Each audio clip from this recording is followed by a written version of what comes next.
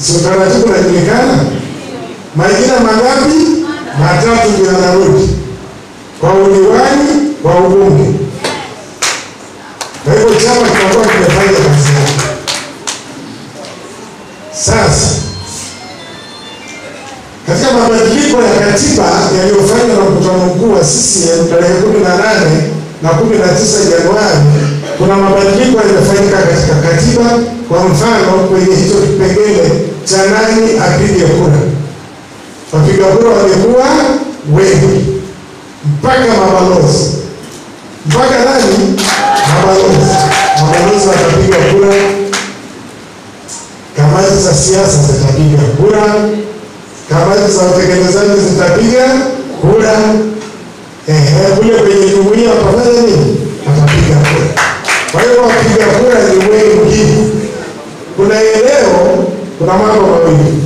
Kwanza, kama nilivyosema katiba, chama kimekwisha toa maelekezo ya kwamba hakuna uchaguzi ndani ya chama kwa sababu tulikwisha kumaliza 2022. Hakuna uchaguzi kwenye mashina, hakuna uchaguzi kwenye matawi, hakuna uchaguzi kwenye kata, hakuna uchaguzi kwenye wilaya, hakuna uchaguzi kwenye mkoa. Uchaguzi ulikwisha malizika. Sisi wangapi kwa hawapendi kusikia kwamba chama kilishamaliza uchaguzi kwa 2022 na sasa tunasubiri 2027. Nani hataki huo utaratibu? Nani anataka huo utaratibu? Basi huo ndio uchaguzi wa chama, huo ndio utaratibu. Sasa wewe kwa sababu zako binafsi ukiamua kukiuka utaratibu huo, kwanza haukubaliki, alafu tutaona huyu sio mwenzetu. Huyu sio mwenzetu. Kwa hiyo hakuna kujaza nafasi yoyote mpaka itakapoelekezwa vinginevyo kwa sababu maalum. Lakini la pili, hakuna kuchagua wasaidizi wa balozi. Ni wale. Tena tumesiasia katika baadhi ya maeneo. Hapa Simanjiro mnafanya hivyo. Wajeni kupoteza muda. Mnapoteza nini? Muda. Kwa sababu mabalozi wako na kamati za uongozi katika mashina zimetimilika. Hizo mpya chama hazitambui. Hizo mpya ni za kwako. Huyu katibu huyu anayo orodha ya mabalozi wote 10,000 walioko katika mkoa huu. Na ninyi mpo. Sasa hawa watu wengine wanatoka wapi? Hakuna kitu kama hicho. Wangapi wanakuridhia utaratibu wa chama kwamba hakuna kujaza nafasi na hakuna mabalozi wapya wala wasaidizi wao wapya? Tulishamaliza hiyo kazi siku nyingi. Wangapi wanaunga mkono? Sisi habari ndio hiyo. Habari ndio hiyo. Mkachane makaratasi yenu, mkayatupe, hayana kazi.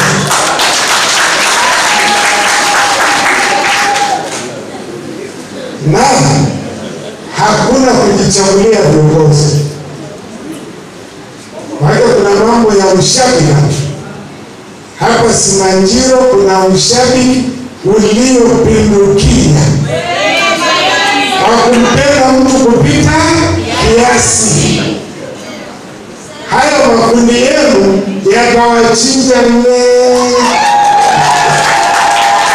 hayo makundi yenu hayo. Mapenzi tuliyonayo ni mapenzi ya chama, sio mapenzi ya mtu. Kwa hiyo unapokwenda kwenye ushabiki, kwenye makundi, kwamba wewe tena kwenye mitandao ya kijamii, fulani tu ndiye atakuwa mbunge, fulani tu ndiye atakuwa mbunge, waita kumhadilia mwenzako. Viongozi wapeni nafasi waje watetee mambo yao, lakini kila siku anayefanya maamuzi, yani nani awe kiongozi na watu wangapi? Wawili. Vikao vya chama, vikao halali vya chama katika ngazi kwa mujibu wa chama iliweka utaratibu, lakini vile vile na wapiga kura. Basi, lakini hii mitandao haitusaidii chochote, ni waste of time. Alafu huwa tunasema hivi, hawa watu walioko kwenye mitandao 24/7 hawana kazi nyingine? Hawana kazi. Yaani kila saa kwenye mtandao. Wewe tu ndio unasema, mwenzetu huna kazi? Kafanye kazi zingine. Kwanza za kujenga familia yako, za kujenga kijiji chako, za kushirikiana na wanachama wenzako mkakijenge chama. Kwanza hii, kwa sababu hii si kazi. Hii ni kwamba unaleta migogoro, unaleta shida, alafu unawachafulia watu ambao wako wasafi. Waacheni. Alafu wakati mwingine naonekana sio mstaarabu. Hatujaelimika. Sisi sio waungana kweli? Hapana. Lazima tuseme vitu vingine tuviache. Havina maana, vinatupotezea muda, vinatutoa nje ya mstari na hatuwezi kufanya mambo ya namna hii. Twendeni kwa utaratibu unaokubalika na chama, kwa vikao halali na taratibu halali na ya haki iliyoletwa na chama kwa kitu kinachoeleweka. Kwa hiyo mambo yako hivi.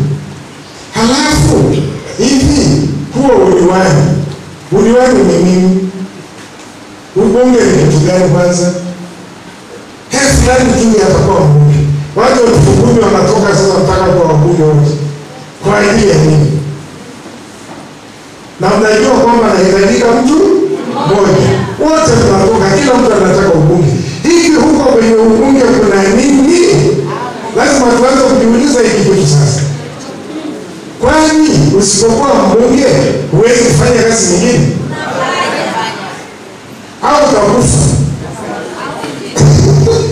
Utakufa? Sio lazima watu wote waweke tu kwamba ubunge ndicho kitu cha maana. Kuna mambo mengine mengi tu.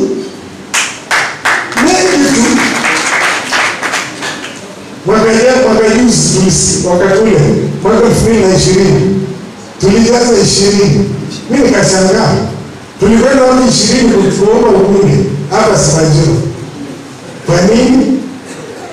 Hebu tujielekeze sasa kwamba ubunge wanatosha watu wachache, kazi zingine nazo zipo wakafanya. Na kama kweli kitu kinacholeta shida hapa ni kutaka pesa, kwamba watu wanataka kwenda kwenye ubunge kwa sababu pengine, sisemi hivyo, lakini lazima kuuliza hivi kitu gani kinachoshawishi?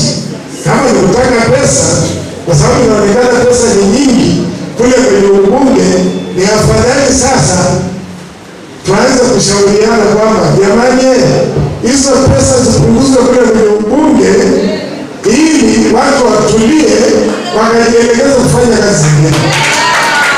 Sisi maanake pesa ikiwa nyingi ndio watu wanataka kwenda, zikiwa kidogo hawaendi. Si tumetulia, alafu tunakuwa salama zaidi. Lakini haiwezekani habari ya kutaka ubunge, kutaka udiwani ndicho kitu ambacho kinatusumbua miaka 5 mfululizo. Hapana. Kwa hivyo nataka niseme hilo ili kusudi tuweze kujikumbusha. Sio ubunge tu, kuna vitu vingine vya kufanya. Twendeni tukafanye, tujenge Simanjiro, tujenge mkoa, tujenge nchi.